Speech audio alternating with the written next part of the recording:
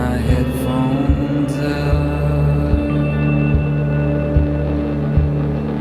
around my ears. Okay, hi, I'm Eric. I play guitar. I'm Jules, and I play guitar and the world too.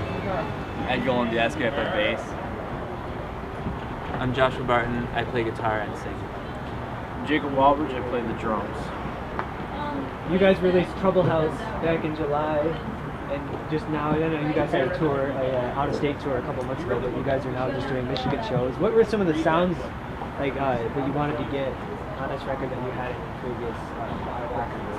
Loudness, primarily. Here, get over here. I need your help. Loudness primarily.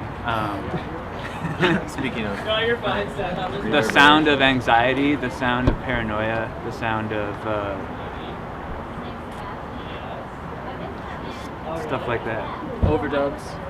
The sound of overdubs. yeah, When I did my review, I listened to your record, and that you did get some of those sounds, paranoia. You know, this is very claustrophobic kind of, or you know, like yeah. You think this record is a more formal introduction to guys, or because I know you've been around since China, you think it's a more formal introduction? Like, say, would it be a Two Eyes prospective listener? Would it be a record you would recommend that they start off with?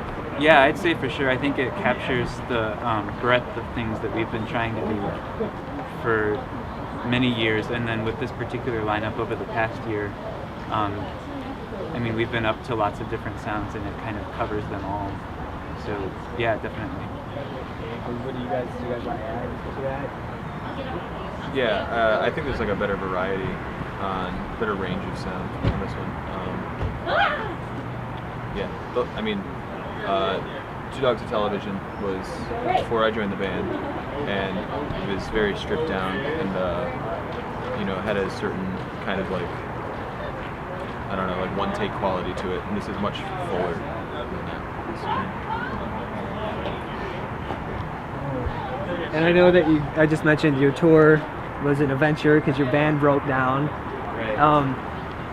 Beyond that, like, what are some of your highlights from your out-of-state shows and maybe your Michigan shows that you played so far? Well, the only out-of-state show that we got to do, the tour itself was a complete failure in that we didn't play any of the shows out of state. All right. Marion, Ohio. Marion, Indiana. Yeah, that's right. So the van broke down in Marion, Indiana, which is the site of the last public lynching in the United States, which happened in the 1930s. And people told us that. We It was the only thing anyone could tell us about Marion, Indiana. that's their legacy to the world. And so we were broken down there for the night, and we were saved nobly by a friend of Joel's who happened to live there, which was really fortunate.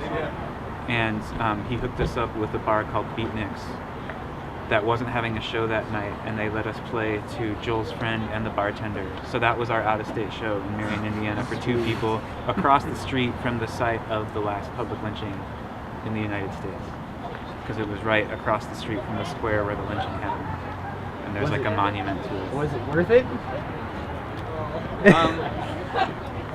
I don't know. Well, I mean, I guess we'll see. Ed lost his band. Yeah, so we subtracted one band from the whole equation, so we got $100 for it though. We did get a lot of soul searching done. I mean, Yeah, we had some serious powwow type talks. Man. I mean, the only thing I can really think of on the spot to relate it to would be like the pains of birth, but we have yet to see what has been born from that later. Back to the record. Was it a conscious effort, like we were talking about a minute ago, was it a conscious effort to produce something that is so different, at least for a Lansing band? It's so very out there. It's an anomaly, I think. Your new record is very different from anything I've seen in a long time. I think there's definitely a precedent for that kind of thing in Lansing. I mean, you've got bands like Auburn Lowell and Calliope that, I mean, granted they're older bands, and so people, like the all ages show that's happening around us right now, like the kids at this show probably have never heard of that band. But I mean, Auburn Lowell is definitely like of that whole shoegaze thing out of the 90s. Like they were pretty important for Michigan with regard to that scene, and they're right here, you know. Not that this record of ours is a shoegaze record, but it's related to some of those explorations in sound. Yeah, does that? Yeah. Okay. And I know that Velvet Underground and also like the Beach Boys are influences. And how do you take those like very different influences and like incorporate them and make them not sound like that and like meld it into your sound? Well, those are influences for. I mean, that's the stuff that I've always enjoyed listening to, and being the one that writes the songs, I guess it might manifest that way. But really, it makes it sound not like that. It's like these guys because they all bring like their own different, you know, sounds that they've acquired over the years, and I don't know if they want to say anything else about that. About the sounds that we've acquired, or what? I mean, about what element you think?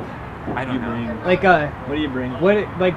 Could you like give an example of maybe something like he brought in and then you changed or adapted to something that you wanted to like get to, sound wise?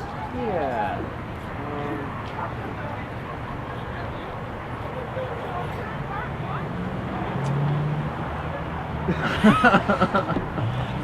Well, I guess you're just gonna have to take my word for it that they can produce them. Yeah.